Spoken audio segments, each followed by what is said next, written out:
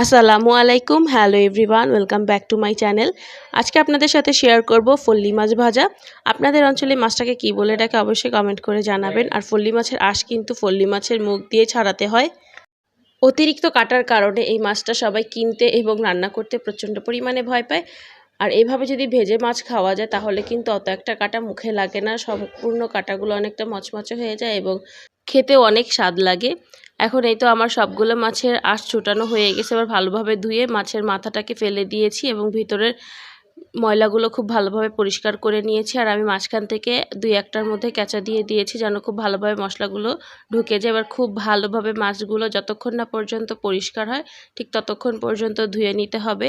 আমার মাছগুলো ধোয়া হয়ে গিয়েছে। এই পর্যায়ে আমি স্বাদ মতন লবণ এবং ১ চামচ হলুদের গুঁড়া এবং ১ চামচ মরিচের গুঁড়া, আধা চা চামচ জিরার গুঁড়া দিয়ে খুব ভালোভাবে মাছগুলোকে মেখে দিব প্রায় ১৫ থেকে ২০ মিনিটের জন্য।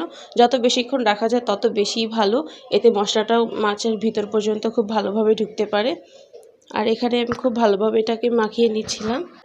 ভিডিওটা ভালো লাগলে একটি লাইক দিতে পারেন। ফেসবুক পেজ থেকে ভিডিওটি দেখে থাকলে পেজে লাইক ফলো দিতে পারেন। আর ইউটিউব চ্যানেল থেকে ভিডিওটি দেখে থাকলে চ্যানেলটি সাবস্ক্রাইব করতে পারেন। আর একটি প্যানের মধ্যে আমি পর্যাপ্ত পরিমাণ তেল দিয়ে দিয়েছি। আর এখানে আমি সয়াবিন তেল নিয়েছি, আপনারা চাইলে এখানে সরিষার তেল দিয়েও ভাজতে পারেন। তেল গরম হয়ে গেলে এবার আমি আস্তে আস্তে সবগুলো মাছ দিয়ে দিব। আর চুলার আঁচ লো মিডিয়ামে রাখবো। একেবারে হাই করে ভাজলে মাছ পুড়ে যাওয়ার সম্ভাবনা থাকে এবং ভিতরটাতে পুরোপুরিভাবে রান্না নাও হতে পারে। এই তো আমার মাছ ভাজা হয়ে গিয়েছে। ভিডিওটি ভালো লাগলে একটি লাইক দিবেন, শেয়ার করতে ভুলবেন না। আল্লাহ হাফেজ, আসসালামু আলাইকুম।